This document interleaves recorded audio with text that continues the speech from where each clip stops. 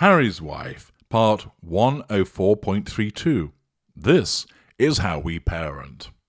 Hello, I'm H.G. Tudor. In order to continue to assert control over the general public and nullify the threats to control that are posed on a daily basis towards Harry's wife, it's necessary for her to continue to dole out PR puff pieces. As you all know, that the PR function was taken away from Sunshine Sachs for reasons not explained, although many people had their suspicions about what has gone on there, and has been taken in-house. This means that the big wheel of spinning selection of PR piece puffery is now within an office block near the Monty Shitshow mansion. And it is there that the relevant head of PR is tasked each day with spinning that wheel to determine who is it that's going to speak out on behalf of the Sussexes this time. Let's find out by going live to that office block to determine which supine publication is selected to perform its duties today.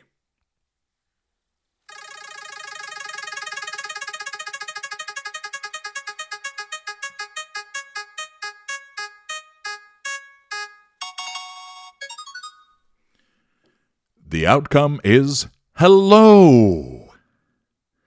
There we have it. The outcome was hello.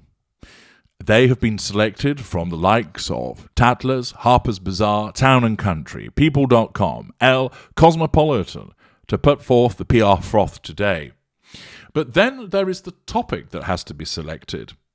Let's listen again live from that office block as the wheel is spun once more to determine what is the topic.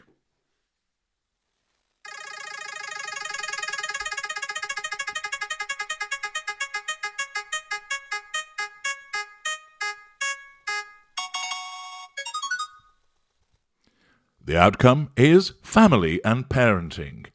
Yes, so hello have been tasked with family and parenting. And that means that some poor unfortunate who was just strolling on the street in London one day and then was lured into the inner sanctum of hello has now been tasked with bashing out 500 to 750 words of PR puffery on behalf of the Sussexes related to the topic of parenting and family. The poor unfortunate is Ainhoa Barcelona, who is the content managing editor. She's there down in some dungeon surrounded by two rubber-masked pseudo-celebrities. It might be, for instance, Ronald Reagan and Tricky Dicky Nixon, who are persuading her that she needs to write some appropriate information. Or it could be recently deposed Liz Truss with Boris Johnson, who are imparting upon her the need to spout PR propaganda to support the Sussexes. Either way, Ainhoa Barcelona recognised that a day pass at a spa was a sufficient incentive for her to get down and do the dirty. And thus we are presented with this marvellous piece of PR frippery, Harry's Wife and Prince Harry's 12 ultimate parenting rules. The Duke and Duchess of Sussex are doting parents to their two children, Archie Harrison, 3, and Lilibet Diana, 1. While they may be royal, they still have the same struggles when it comes to raising children, like the rest of us. Well, I don't have any children, so I'm not included in that bracket, but for the rest of you, I'd be interested to know, do they have the same struggles as you? Do you have difficulty selecting the nanny that's there to ensure that the diaper is changed on the relevant child?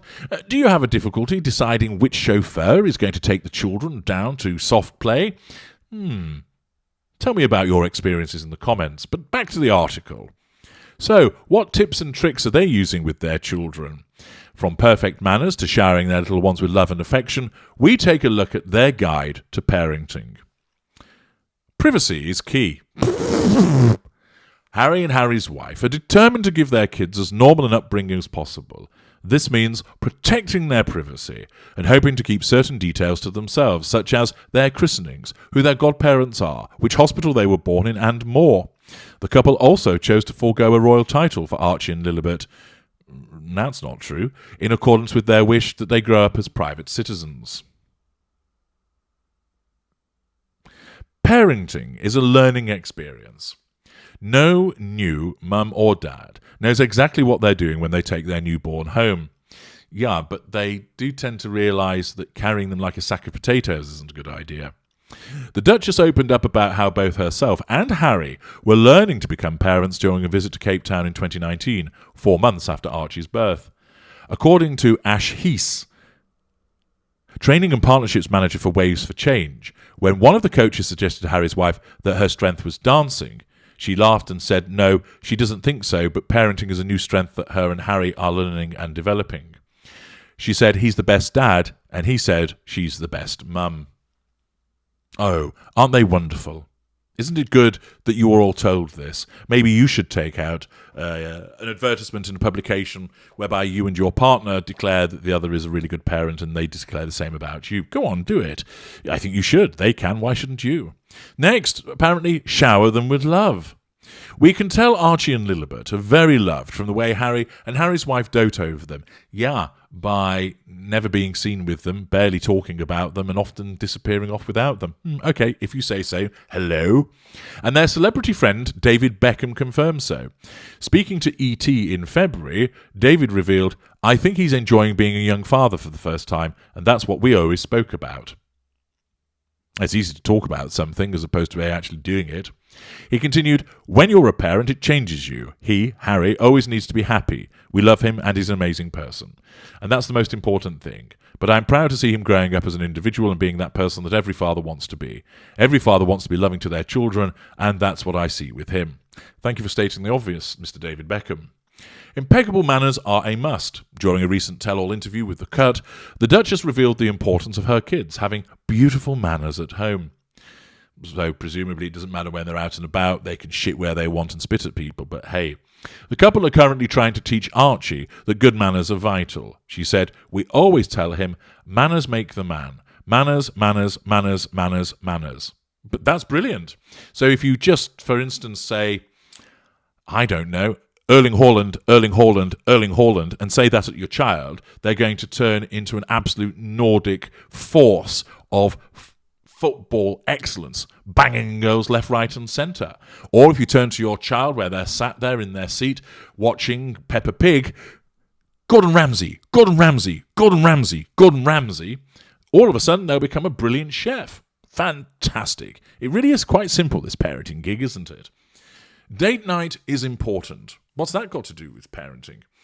Leaving your baby alone for the first time is daunting. Not if you've got a staff of nannies, it's not. But Harry and Harry's wife appreciate the importance of spending time together as a couple. 2 months after Archie's birth, the couple enjoyed a day date at the cinema, attending the premiere of The Lion King. To do some shilling, and also to then invent the fact that somebody said that South Africa celebrated like they did when Nelson Mandela was freed from prison. It was then that Beyonce and Jay-Z decided, fuck, no way are we ever going to hang out with these twats ever again. I beg your pardon. Also gave the new parents some invaluable advice. The best advice I can give you, always find time for yourself and zip off and crack one off in the bog when she's busy with the kids, the rapper told Prince Harry. In late June, the Sussexes also left baby Archie at home to attend the Boston Red Sox and New York Yankees game in London. Yeah. And the couple also travelled to the UK without him for their final royal engagements before stepping down from royal duties. In fact, hello, why don't you list all of the occasions where they've pissed off without their kids? Plenty of me time there. Family bonding time is a priority. Spending time with the family is also important, and not just the immediate family. Archie was introduced to his relatives when he was just a few days old. He met the Queen, Prince Philip, Prince Charles and Camilla and Prince William and Kate within 2 weeks of the birth. Princess Diana's sister, Lady Jane Fellows, was also one of the first family members to meet Archie. Harry and Harry's wife are also keen for their kids to build a close relationship with his royal cousins Prince George, Prince Charlotte and Prince Louis, also aka Loose Cannon.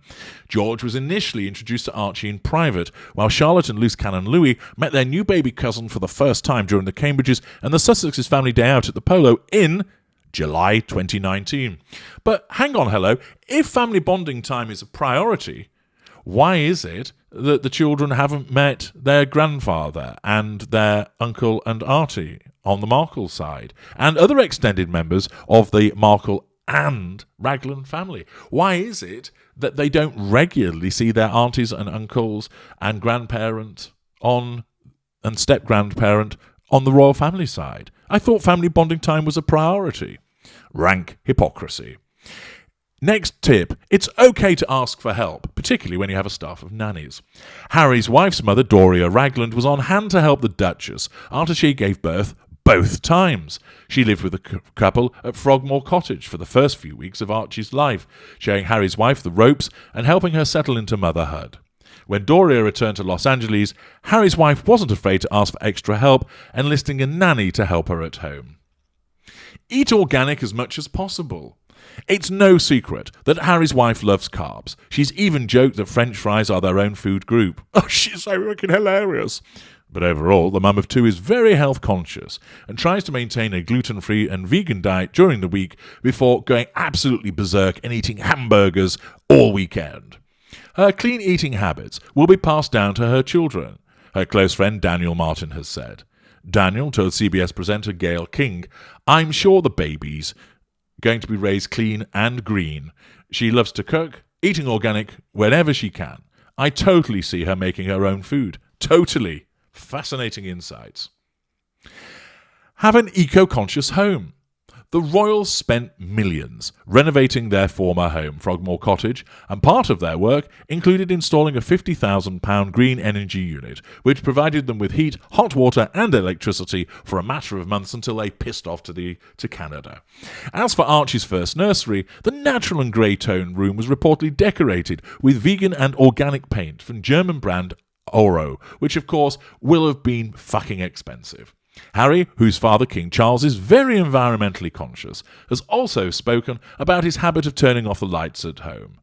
Speaking in BBC documentary Prince, Son and Heir, Charles at 70, Harry said he's a stickler for turning lights off, and now that's something that I'm obsessed with because I never realised that the switch on the wall made the big star go away.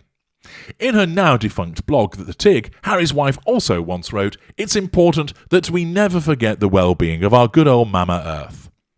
Pets make a happy home. The more the merrier. Harry and Harry's wife are dog lovers, and when the Duchess moved to London, she brought her rescue beagle Guy with her, although didn't she leave one behind? The couple also adopted another pooch, a Labrador, in 2018. Also known as Harry. Now living in LA, the couple took their dogs with them, and we can see them expanding their family with a third pet in the future, maybe even a fourth and a fifth. What's that got to do with bringing up children? Their children will be feminists. Harry's wife's belief in feminism is something that she switches on and off with regularity, and is one of the characteristics that define her. And she's also encouraged Prince Harry to openly express feminist views under threat of having his pink pods tasered. We can fully expect the couple's children to be raised feminists. On International Women's Day in 2019, a heavily pregnant Harry's wife took part in a panel discussion about women's challenges and their hopes for the future. She revealed, "I had seen this documentary on Netflix about feminism, and I thought to myself, that's a good character trait that I should acquire, and therefore, one of the other things that she said during pregnancy was, I feel the embryonic kicking of feminism." Carry out charity work. Archie was only a couple of days old when Prince Harry travelled to the Netherlands for his Invictus Games Foundation. He also flew to Rome to take part in a Centebale charity polo match, spending a significant amount of time not being environmentally conscious by flying there on a private jet, undoubtedly. The couple's joint devotion to their charitable institutions is clear, and while Archie and Lilibet will be raised as private citizens, the little youngsters will no doubt be instilled with the importance of charity work from their famous parents. There you are, 12 tips apparently about how to raise children, which are basically revolve around self-promotion, which once again shows the idiocy of publications like this that seek to bring up the past, demonstrate hypocrisy, and are all done for the prime aims. You can stop laughing now at this utter shower of shite. I'm H.G. Tudor. Thank you for listening.